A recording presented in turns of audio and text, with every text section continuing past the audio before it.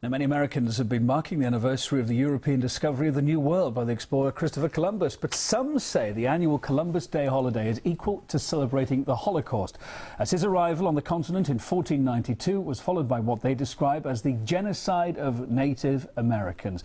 Investigative journalist and RT contributor Wayne Madsen shares that opinion as well, and he's with RT's Priya Sridhar, sorry about that, in our Washington studio. Get your name the right way. Take it away, chaps.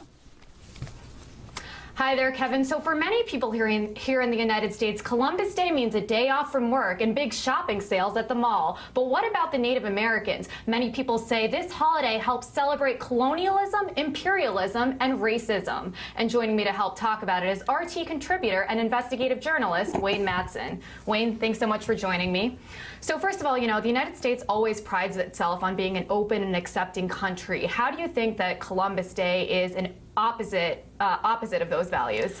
Well, when we think about celebrating Columbus Day, and it's a peculiar holiday, we don't have a holiday in this nation for the Native Americans. We don't celebrate their rich culture, their contributions to America. But we have Columbus Day. Columbus basically ushered forth in the Western Hemisphere what the Native American Museum describes here in Washington as a Holocaust that cost the lives of 65 million Native Americans and the systematic destruction of 500 Native nations from the Arctic Circle all the way down to Tierra del Fuego in South America. So many teachers and public schools now in this country are now giving a balanced view of Columbus, saying that he's not to be put on a pedestal as some sort of mythical or even a fairy tale figure, but in fact he was a colonialist, he was an imperialist, and we also know that after Columbus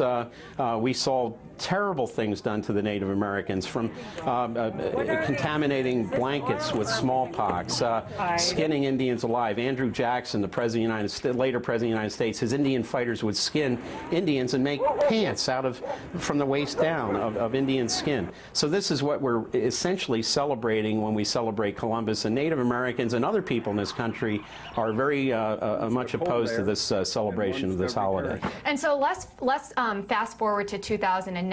Are there still policies here in the United States that kind of promote the mistreatment of Native Americans? And what about popular culture? How are Native Americans viewed today in the United States? Well, it's everything from sports teams with racist names to Indian casinos on Native American reservations. We see the Washington Redskins, for example, which is a totally racist appellation. The Cleveland Indians, a baseball team, uses a caricature of a Native American with buck teeth, a very racist symbol.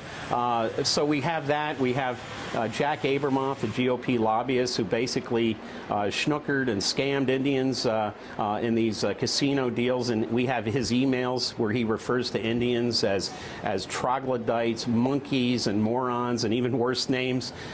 So this is what this institutionalized racism against Native Americans still exists today. And when we talk about a guy like Abramoff, it exists high up in the political structures in the nation's capital. I would note that the District of Columbia is named after Columbus. So we even have District of Columbia, Columbus, Ohio, Columbia, South Carolina, all basically honoring this individual who, before he was a mercenary for the Spanish crown, was a slave trader for the Portuguese. And what about South America? Is there a difference between the way Native Americans are treated in South America today than the way they are here in the United States?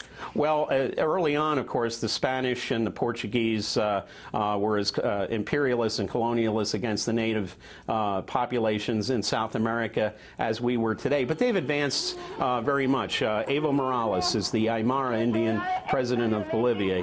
Bolivia is now called the plurinational state of Bolivia.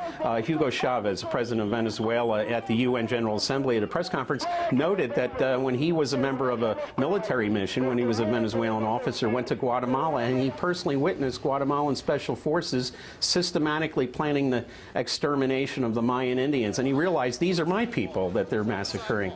In Venezuela today, this is not Columbus Day. It's called the Day of Indigenous Resistance.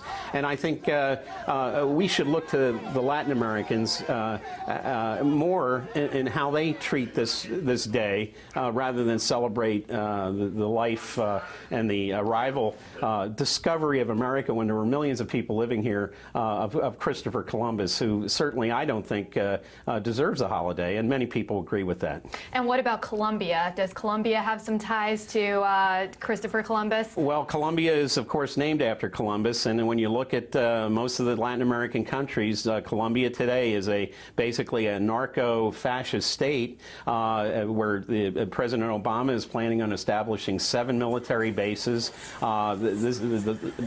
Basically, the FARC rebel group gets a lot of its support from the indigenous population, and they have been massacred systematically by the right-wing paramilitaries who have been linked to President Uribe of Colombia.